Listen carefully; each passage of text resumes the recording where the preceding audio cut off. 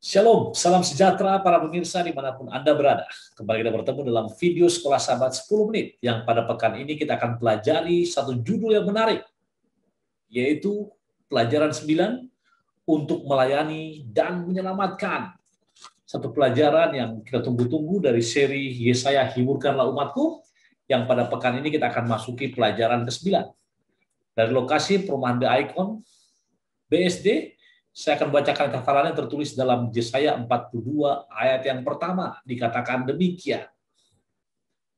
Lihatlah, itu hambaku yang kupilih, yang kukasihi, yang kepadanya jiwaku berkenan.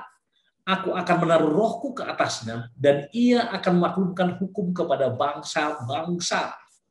Saudara-saudaraku, ketika saudara melihat dan membaca judulnya untuk melayani dan menyelamatkan, kira-kira kemana arah daripada diskusi Sekolah Sahabat pada pekan ini? Kita akan memasuki pendahuluan dari Yesaya pasal 41 sampai 45 yang mengatakan ada 3 karakter utama dalam Yesaya pasal 41 sampai 45.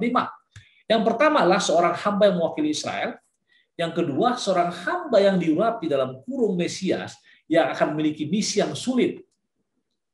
Lalu yang ketiga adalah seorang pembebas yang diurapi, yaitu Mesias, yang diramalkan dengan nama Kores atau Cyrus dalam bahasa Inggris. Nah, pertanyaannya adalah, yang pertama bangsa hamba, yang kedua adalah Mesias hamba, yang ketiga Mesias pembebas. Tadi di awal dikatakan bahwa kita akan membahas pasal 41 sampai pasal 45. Ada apa rupanya? Saudara-saudaraku, Yesaya berbicara mengenai hamba Tuhan dengan sebuah misi dan rahmat yang sama. Bahkan Ellen G. White juga menyinggung dalam pendahuluan mengatakan, dalam berbuat seperti yang dilakukan Yesus ketika di dunia ini, kita akan berjalan pada langkah-langkahnya. Apa itu? Kita lihat yang keempat, misi sulit bagi sang hamba.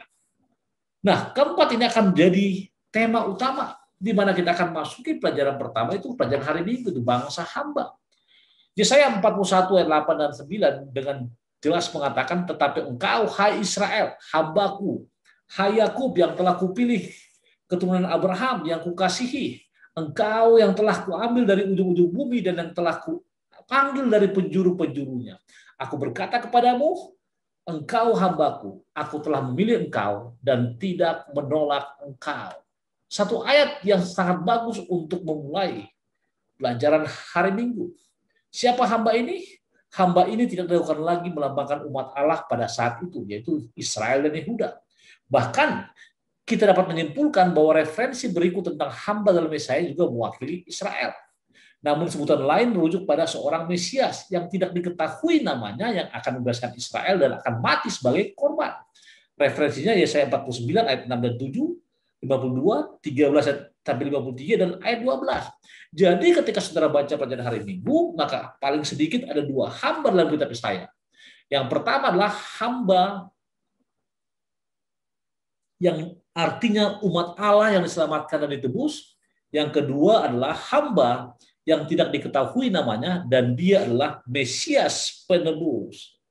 Siapa seorang hamba tanpa nama tersebut? Pelajaran hari Senin itu seorang Mesias hamba.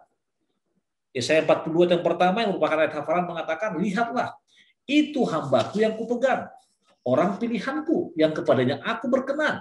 Aku telah menaruh rohku ke atasnya supaya ia menegakkan hukum kepada bangsa-bangsa. Saudara-saudaraku, siapakah hamba tanpa nama ini dan apakah misinya? Ingat, dia membawa keadilan bagi orang bukan Yahudi menurut ayat hafalan kita. Yang kedua, dia memenuhi tujuannya dengan keheningan dan kelembutan. Saudara bisa baca di sekolah sahabat Anda. Yang ketiga adalah dia bertindak sebagai perjanjian antara Tuhan dan umatnya. Dan yang keempat adalah dia membawa terang dan harapan untuk menyembuhkan yang buta dan membebaskan para tahanan. Hamba ini melakukan pekerjaan yang serupa dengan suatu tunas akan keluar dari tunggul Isai dan anak yang dijanjikan. Siapa itu? Oleh karena itu, hamba ini merujuk, mengarah, merefer kepada Mesias, yaitu Yesus dari Nazaret. Saudara bisa lihat nanti di Matius 12 ayat 15 sampai 21. Seorang hamba. Lalu siapa Mesias orang Persia ini? Pelajaran hari Selasa.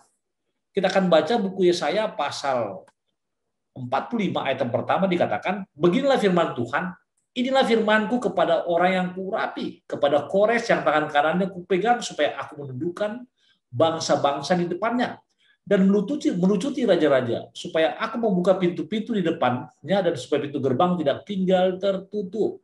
Saudara-saudaraku, Mesias orang Persia ini, kenapa sampai disebut Kores? Atau mengapa Tuhan menyebut Kores, Raja Persia, adalah Mesias yang diurapi? Kita harus lihat latar belakangnya.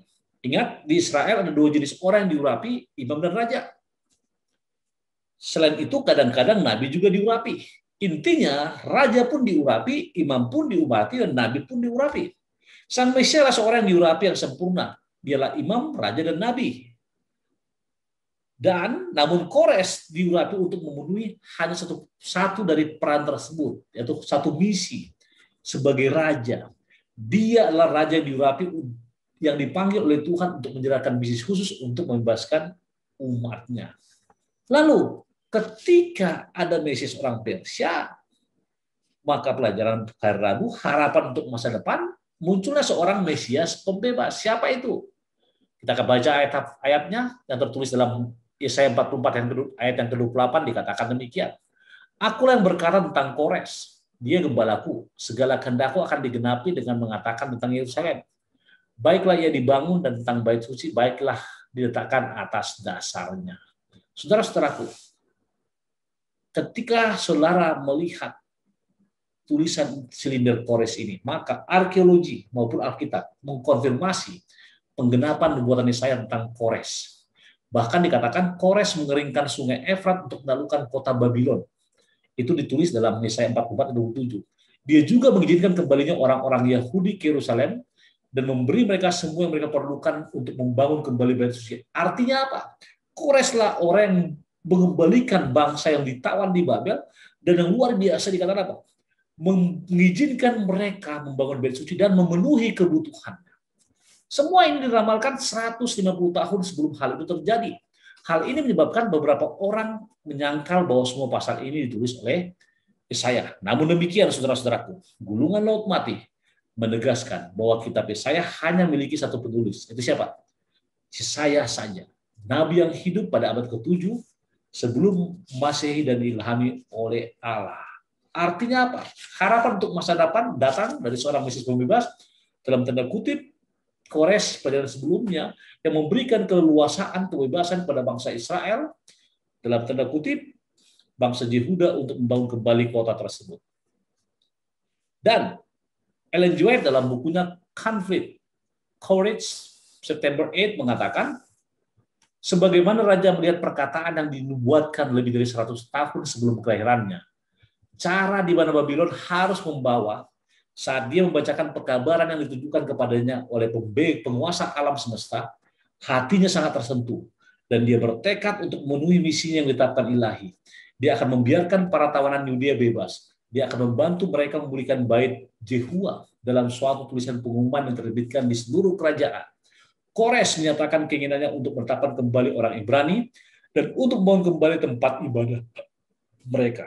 Lalu bagian terakhir, misi yang sulit bagi sang hamba. Atau dalam bahasa persahabatan dikatakan hamba yang merasakan dan menderita. Yesaya 49 ayat yang ke-6 mengatakan, terlalu sedikit bagimu hanya untuk menjadi hambaku, untuk menegakkan suku-suku Yakub, dan untuk mengembalikan orang-orang Israel yang masih terpelihara. Tapi aku akan membuat engkau menjadi terang bagi bangsa-bangsa, supaya keselamatan yang daripadaku sampai ke ujung bumi. Kenapa? Saudara-saudara, adalah sangat mudah untuk mengidentifikasi siapa hamba yang merasakan dan menderita ini. Ayat pertama kita baca, dia dipanggil dari kandungan. Lukas 31. Ayat yang kedua, dikatakan dia memiliki pedang tajam di mulutnya. Itu relevan dengan Wahyu 1 ayat 16. Ayat yang ketiga, Allah akan dimuliakan dalam dia. Relevan dengan Lukas 3:22. Ayat yang keempat, pekabarannya tidak diterima. Itu Lukas 9 ayat 22. Yang kelima, dia akan mengumpulkan suku-suku Israel. Relevan dengan Yohanes 12 ayat 32. Yang keenam, atau ayat ke-6 dikatakan, dia akan jadi terang bagi orang bukan Yahudi. Yohanes 8 ayat 12. Dan ketujuh, dia akan dihina dan dibenci. Saudara semakin mengetahui siapa dia dari gambar-gambar yang kita tampilkan. Mazmur 67. Meskipun misinya sulit dan mendapat penolakan, siapa dia? Yesus Kristus. Jesus the Son of God. Tidak akan menyerah. Berkat ketekunan dia dapat memberi penebusan kepada kita. Penebusan yang kekal hari ini. Luar biasa. Hamba yang merasakan dan menderita menurut pelajaran ini, yaitu Yesus Kristus sendiri. Dan sebagai kesimpulan, saya akan baca satu kutipan dalam Ellen G. White, Lift Him Up, May 28, mengatakan begini. Di dalam hati Kristus, di mana pemerintahan sempurna selaras dengan Allah, ada damai yang sempurna. Dia tidak pernah bergembira oleh sorakan atau sedih karena kecaman atau kekecewaan.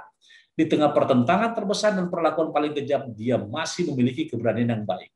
Ketika kita lahir dari atas, pikiran yang sama akan ada dalam kita yang ada dalam Yesus. Pikiran yang menuntun dia untuk merendahkan dirinya agar kita bisa diselamatkan. Saudara-saudaraku, intinya adalah ketika kita berbicara melayani, maka itu merupakan dedikasi yang luar biasa. Bahkan Ellen G. White dalam Pelayan Injil halaman 102 pada Jumat petang mengatakan, dalam pekerjaan penarik jiwa, kebijaksanaan dan akal budi diperlukan. Namun di atas semuanya adalah komitmen untuk melayani. Itu sangat dibutuhkan. Sense of belonging, sense of responsibility, dan sense of caring perlu kita miliki. Tuhan berkati kita berdoa. Bapa di sorga, terima kasih Tuhan karena berkat-Mu, terima kasih karena rahmat-Mu, dan terima kasih karena pengasihan-Mu. Berkati hamba-Mu, demikian juga para pemirsa dimanapun mereka berada.